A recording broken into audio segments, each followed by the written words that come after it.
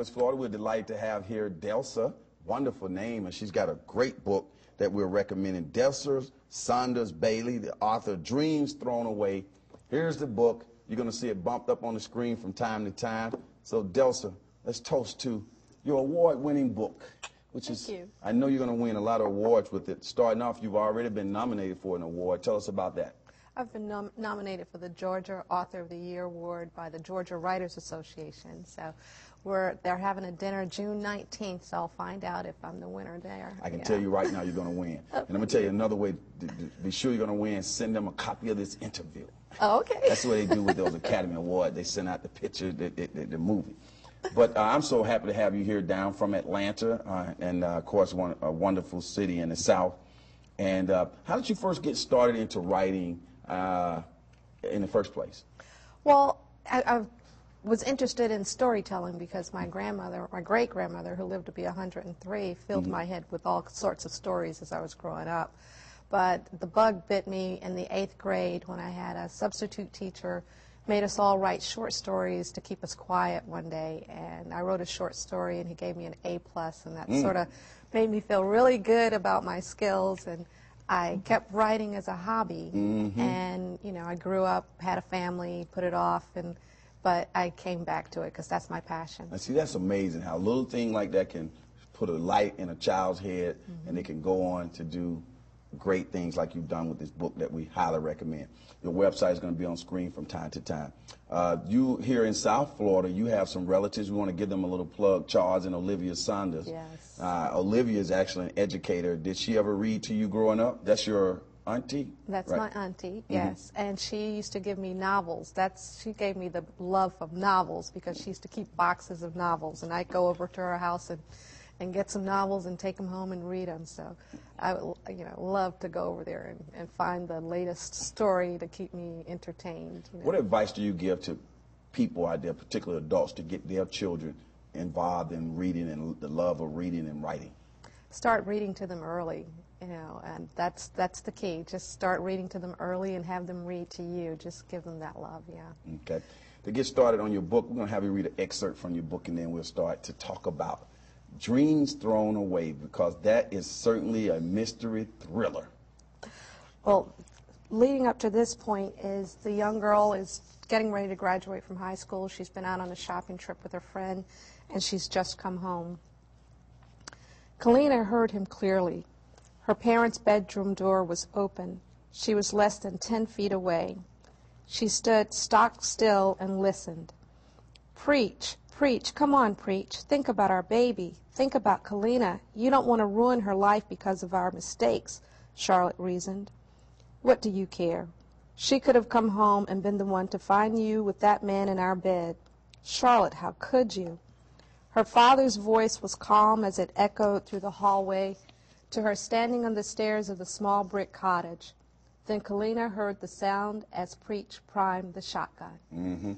Now, I'm glad you read that excerpt, because when I was reading the book, of course, Preach is her father, Kalina's father, and Charlotte is the mother. And I don't want to give away the book, but I think it's a coming-of-age type story for Kalina. How would you describe the book? It is definitely a coming of age. She starts out as a very naive young girl who's spoiled, who's used to having her way, and has all these big dreams that she knows are going to come true. She doesn't have any doubt, because that's what she's been told all of her life, that anything she wants she can have. And then all of a sudden her whole support system falls out from under her, and she has to hold on to something. So she holds on to those dreams, but the problem is how she gets there, and the book is a lot of twists and turns. Right, of getting and there. Preach, we know Preach, what happened to Preach, well, I can say this and then it's a lot more to the book, but Preach gets killed, her father, early on in her life, and her mother, and then I think that throughout life she's searching for somebody who's similar to her father, but she keeps coming across all these different types of men. Speak a little bit to that without telling the whole story.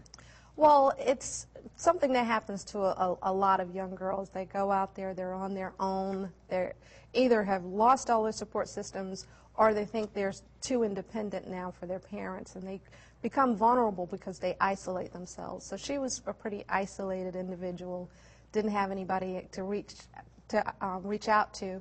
So she had to make decisions on who she trusted, and she learned a lot along the way. You know, when I first started reading Dreams Thrown Away, one of the things I was trying to say, okay, is this an African-American family? Is this a Hispanic family? Is this a white family? Who, you know, then it took me a while to figure out who, and then once I figured out, okay, this is an African-American family. But I want to emphasize that this is a book that's good for everybody, you know, to read this book. Can you elaborate on that? Yes, I've had different genders read it, different gender persuasions read it, and different age groups read it, and they all loved it. Everybody could relate to it. I did try to keep it, you know, less, I guess, ethnic-driven. It was just a human-driven story. It's about what would you do if that happened to you.